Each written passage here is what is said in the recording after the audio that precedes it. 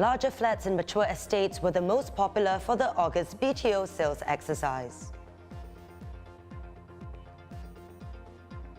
Canadian police are hunting for 2 suspects involved in a stabbing spree that has left 10 people dead and at least 15 others wounded. South Korean drama Squid Game has landed its first Emmy Awards, taking home 4 trophies in the run-up to next week's battle for television's best drama.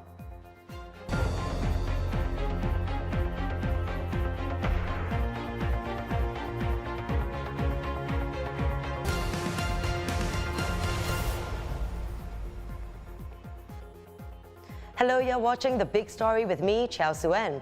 Subscribe to the Straits Times channel to stay up to date with our live news updates. We begin with the latest BTO launch. Larger flats in the mature estates of Ang Mo Kio and Tampines were the most popular in the August built-to-order sales exercise. And competition is heating up at some of these sites. For example, there are 17.2 first-time applicants vying for each of the 117 5-room flats at the Sun Plaza Spring BTO project in Tampines. For the Central Weave at Ang Mo Kio project, prices range from about $700,000 to just under $900,000 for a 5-room flat. But if you're a first-time buyer, you might stand a better shot at getting one of these highly coveted units. At least 95% of the flat supply in these mature estates are set aside for first-time applicants. Meanwhile, first-time application rates for some of the flats in the projects in Bukit Merah, Alexandraville and Havelock Hillside is below 1 per unit. These 2 projects come under the prime location public housing model. Joining us now is Christine San, Senior Vice President of Research and Analytics at Orange Tea and Thai. Thanks for joining us today, Christine. So what are your insights on the overall numbers? Are there any particular trends that jump out at you this time? This time around, there is strong demand for BTO flats, and especially in the mature estates. So many of these buyers may have turned to the BTO market this time round, mainly because prices of private homes and resale flats have been rising. So some of these buyers may be looking for more affordable housing.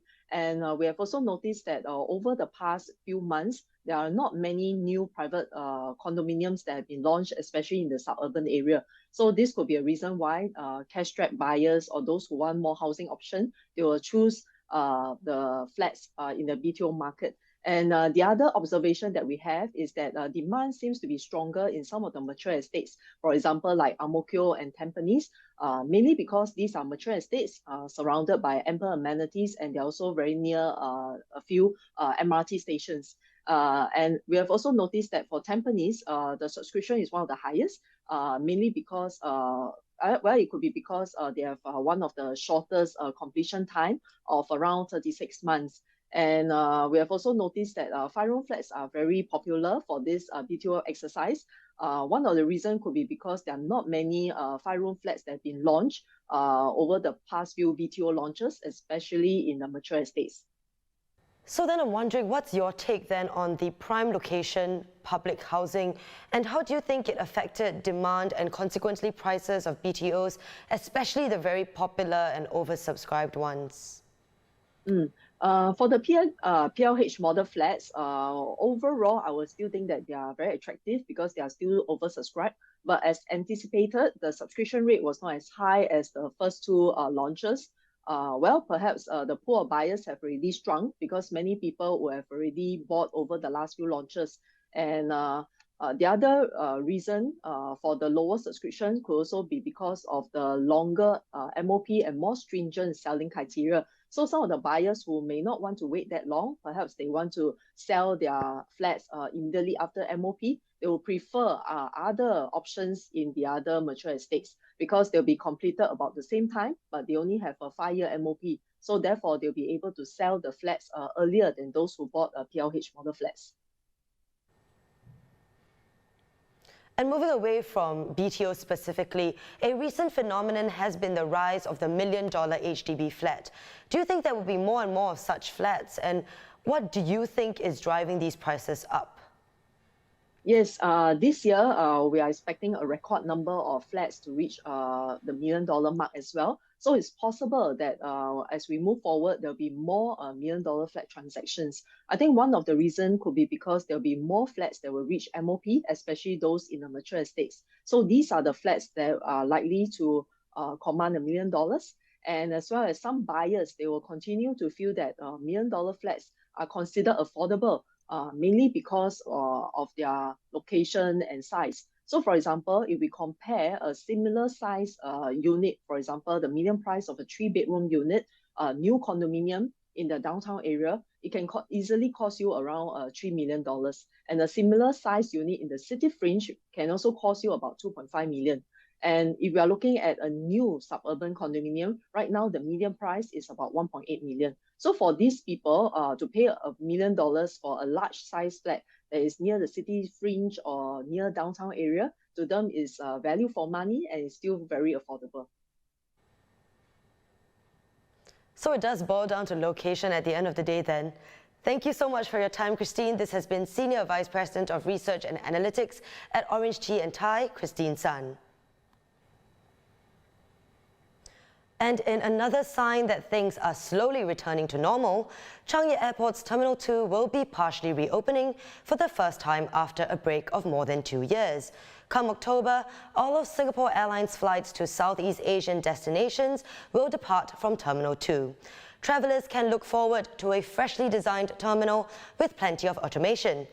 And it's just in time for the busier year-end holiday peak season, where flights are expected to hit 80% of pre-COVID levels. The high cost of inflation is having an effect on our pockets. Latest figures released by the Department of Statistics showed that people are slowing down from buying things. Although retail sales rose 13.7% in July, it was lower than the 14.9% increase seen in the month before. While sales rose year-on-year across almost all categories, the exceptions were motor vehicles, supermarkets and hypermarkets, mini-marts and convenience stores.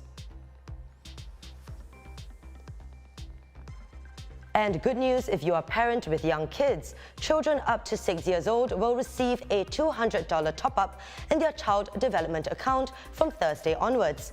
This top-up, which will benefit about 230,000 children, is part of the household support package announced during Budget 2022. The funds in the CDA can be used to pay for the child or siblings' educational or healthcare expenses in approved institutions. Canadian police are hunting for 2 suspects involved in a stabbing spree that has left 10 people dead and at least 15 others wounded. The stabbings, which took place across 13 locations in the Saskatchewan province, is among the deadliest mass killings in modern Canadian history. The suspects, Damien Sanderson and Miles Sanderson, are on the run, and there are no further details on the motive of the crimes. In a statement released earlier today, Canadian Prime Minister Justin Trudeau has called the attack horrific and heartbreaking. And diplomacy can take many forms, from guitars to teh tarik.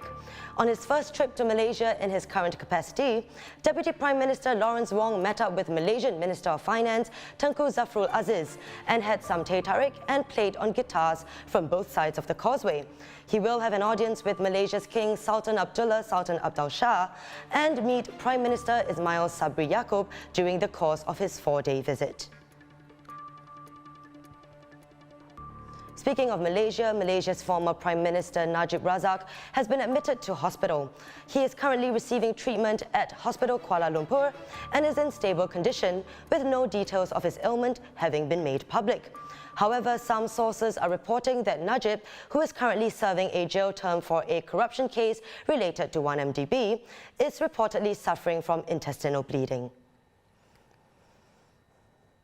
And emerging infections like COVID-19 are not fiction anymore and could hit us at any time. In an interview with ST's senior health correspondent Joyce Teo, the chief of Singapore's National Centre for Infectious Diseases, Liu Yi-sin, said Singapore has enough understanding to cope with current diseases such as COVID-19, dengue and even monkeypox. But it's what's coming in the future that we should be thinking about. What is more important to me in my mind is that we should be asking these questions. What is going to come next? Should we worry about what is going to come next, and what should we do? Pathogen X. Which is pathogen X, or whatever name you want to give to this future unknown. Right. So what do we know about pathogen X now? We don't know, because it is something that we think it will come. And I think it is also very important that we know that it's going to come. We should have our own anticipatory preparedness to be able to cope with whatever is going to come that we do not know in what form, in what shape, and also do not know when. The most important thing is to learn from every outbreak and take the lessons from there and continuously beef up and be able to strengthen the system. And one of the things that's very important is surveillance. So in other words, we need to stay alert, look around us, as well as have good connections regionally and internationally, so that we can have as early the information as possible to allow us to have first-hand preparation. One of the advantages with the setup of NCID is to see a streamlined approach, putting the clinical components together with the public health and also with the research and professional training and educations all under one roof, and able to give this very streamlined approach. So for example, for COVID-19, all the new cases came to NCID that give us the ability to study them very quickly to see how we can understand the conditions as quickly as possible. And these informations that we have gained as evidence to share with the entire healthcare communities, as well as providing evidence for ministries and for the governments to have their own policy decision making. You can check out the full interview and its related stories on straitstimes.com.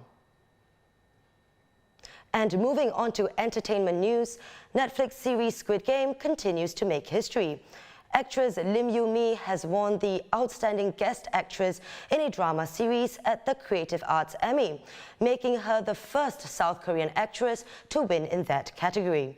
This was just one of 4 wins for Squid Game, ahead of the Primetime Emmys next week, but the series has been nominated in multiple categories, including the Outstanding Drama Series category.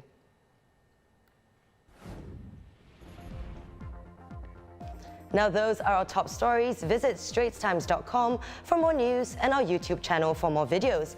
Subscribe by hitting the red button below. I'm Chao Suen, and thank you for watching.